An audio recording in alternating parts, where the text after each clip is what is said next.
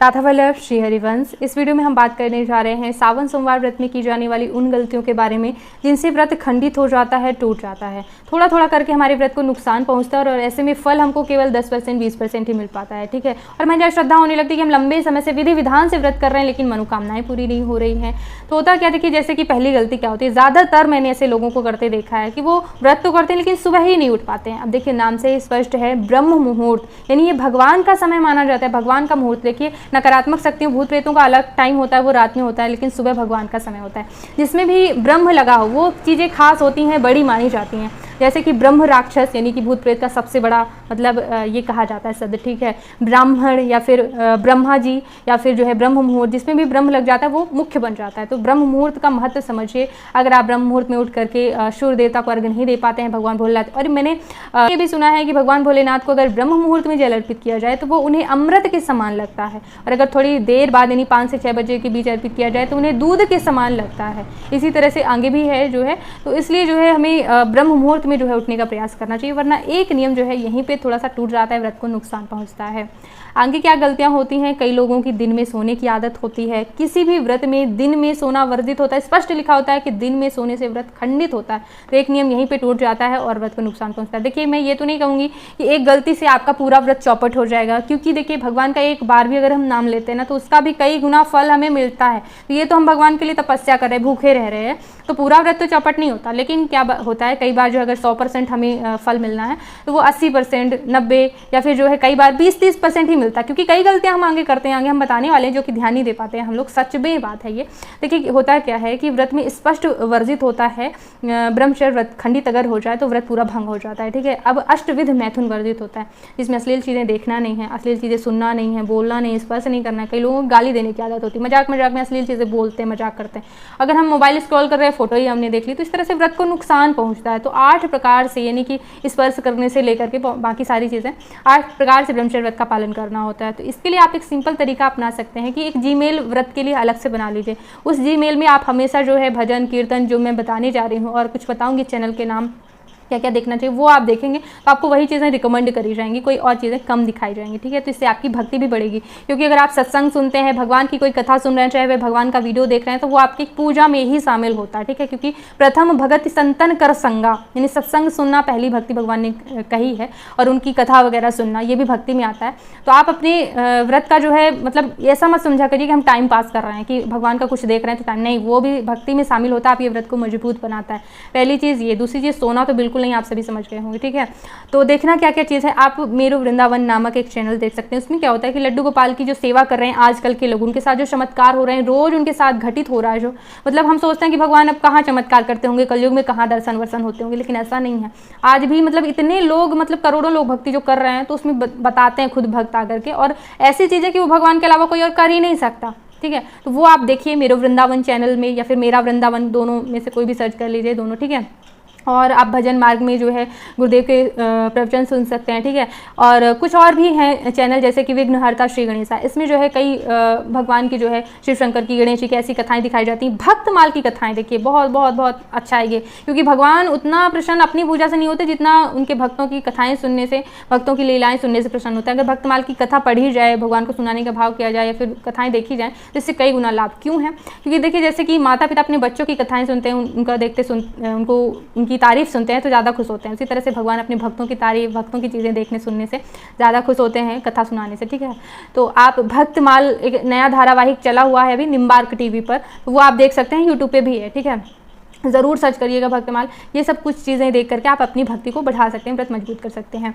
अगली चीज़ है कि नाम जप करना मत भूलिएगा। और सबसे महत्वपूर्ण क्या है कि हम लोग क्या गलती करते हैं, किसी से फ़ोन पे बातचीत करने लगते हैं, सबसे ज़्यादा व्रत खंडित होता है। पता है, क्योंकि स्पष्ट रूप से ग्रंथों में वर्णन मिलता है कि छल कपट चोरी निंदा, ये जो निंदा नामक शब्द है ना, अगर हमने किसी से बातचीत करी, घर में मतलब किसी न किसी की चर्चा तो हो ही जाती है, वो कैसे अगर किसी की निंदा बुराई हो जाती है तो व्रत को नुकसान पहुँचता है। 10% ऐसे करते करते फिर आपका फल चला जाता है। इसलिए किसी की बुराई सुननी भी नहीं है, बुराई करना तो बहुत दूर की ही बात है।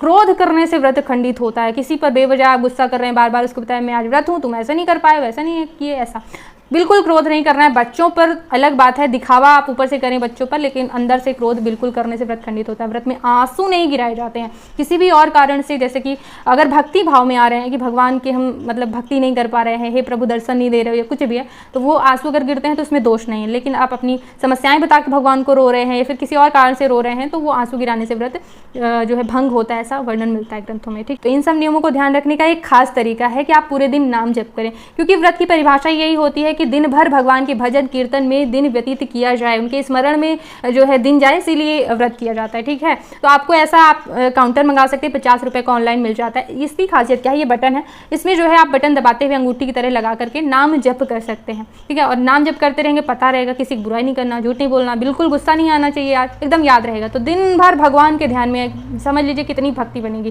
ठीक है, तो ये आपको करना है। नाम जप करने का एक और फायदा ये होता है व्रत में कि जैसे छोटी छोटी गलतियां हो जाती हैं व्रत में, है ना, पूजा में गलतियां हो जाती, कुछ भूल गए, तो नाम जप से जो है आपके व्रत की गलतियों की भी भरपाई हो जाती है, सफल होता है। क्योंकि बड़े बड़े अनुष्ठान जहाँ होते हैं, यज्ञ वगैरह या फिर मंत्र जप, तो पाठ वगैरह, तो वहाँ पे भी जो है नाम संकीर्तन किया जाता है अंत में, ताकि भरपाई हो जाए। क्योंकि कभी कभी मंत्र जप में जबान लटपटा जाती है, शुद्ध बोल गए, कुछ इंसान ही सब चीज़ें करते हैं।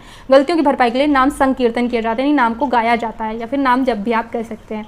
तो पूरे दिन करना है, पूजा के बाद भी ज़रूर करना है, मतलब एक पल के लिए। इसके अलावा आप व्रत में कुछ और चीज़ों का भी ध्यान रख सकते हैं, जिससे व्रत और ज़्यादा प्रभावी भी हो जाएगा और आप पापों से बच जाएंगे। ठीक है, ये मेरे कुछ अनुभव है, अगर आप सहमत हों तो ज़रूर करिएगा।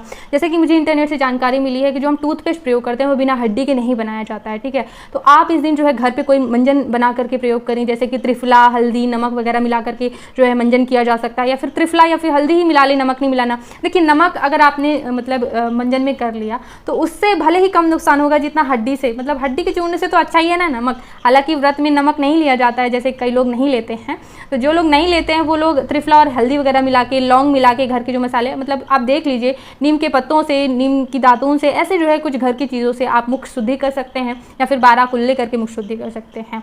ठीक है, और रात्रि में जो है आपको ब्रश करके सोना चाहिए, क्योंकि एक तो लहसुन प्याज से बना लोग भोजन करते हैं, वैसे तो रविवार की रात्रि को लहसुन प्याज का बिना भोजन करना चाहिए। ठीक है, और ब्रश करके सोना चाहिए, ताकि आप एक दिन पहले ही जो है ब्रश कर लेंगे तो मुख में जो है जूठा भी नहीं रहेगा। साथ ही साथ व्रत के लिए आप एक अलग से भी ब्रश जो है निकाल सकते हैं, क्योंकि रोज का जूठा ब्रश रहता है, तो व्रत में अलग, हर व्रत में केवल वही अच्छा एक ही ब्रश है, तो उसका प्रयोग कर सकते हैं। और मंजन का प्रयोग करिए, तो ये है। साथ ही साथ जैसे कि आप सभी लोग प्रचार में देखते हैं कि बताया जाता है कि इसमें जो है अंडा मिलाया गया है, आपको प्रोटीन मिलेगा जो है बालों को, तो जिससे अंडा लगाने से कहाँ से हम शुद्ध होंगे, तो जानवरों को मारकर बनाई गई चीज़ें या फिर जानवरों के जिसमें भी अवशेष मिले हैं उनसे अगर हम बच जाएं, क्योंकि पापों से मुक्ति के लिए व्रत कर रहे हैं, तो पाप का एक भी अंश हमारे खाते में ना जुड़े, क्योंकि कहीं ना कहीं हम खरीदते हैं तो इसीलिए बिक रहा है, इसीलिए तो लोग मार रहे हैं जानवरों को और मिला रहे हैं। साबुन में भी जो है चर्बियाँ मिलाई जा रही हैं, मतलब चर्बी मतलब होता है कि घी टाइप का मांस से निकलता है ताकि चिकना हो सके। ठीक है, मतलब स्किन, चमड़ी, इसलिए जो है मिलाया जाता है ये सारी चीज़ें, तो इन सब चीज़ों से बचना चाहिए, इसीलिए साबुन में वर्जित करती हूँ। बकाया ऐसा कोई ग्रंथों में साबुन नामक शब्द नहीं मिलता, लेकिन चूंकि चर्बी वगैरह बेकार चीज़ें मिलाई जाती हैं, तो आप ध्यान रख सकते हैं जो भी प्रोडक्ट आप उपयोग करते हैं उनकी इंग्रेडिएंट्स लिस्ट चेक कर लिया करें, फिर प्रयोग किया करें। इसी तरह से मैंने पूजा भी करके दिखाई हुई। क्या होता है कि जैसे हम अपना मेकअप करते हैं ना, वैसे क्रम से भगवान की भी पूजा जरूरी है। कई लोग ऐसा करते हैं कि वस्त्र वगैरह चढ़ा दिए, बाद में दही याद आई तो दही चढ़ा दिया, ऐसा नहीं होता। हर चीज़ क्रम, जैसे कि हम पहले पाउडर लगा के बाद में काजल लिपस्टिक लगाते हैं, वैसे ही भगवान की पूजा का भी क्रम होता है, उससे ध्यान रखना चाहिए। और अगर गलतियां हो गई तो नाम जप करना चाहिए। तो नाम जप कैसे करते हैं, शिव जी की पूजा की अलग से प्लेलिस्ट बनाई हुई है, पूजा पाठ धर्म रिश्तों में सामंजस्य को लेकर के वीडियो देती रहती हूँ। एक बार चैनल पर आकर के जरूर सभी वीडियोस को देखिएगा, बहुत महत्वपूर्ण है, आइएगा जरूर। इस वीडियो को देखने के लिए बहुत बहुत धन्यवाद। राधे राधे।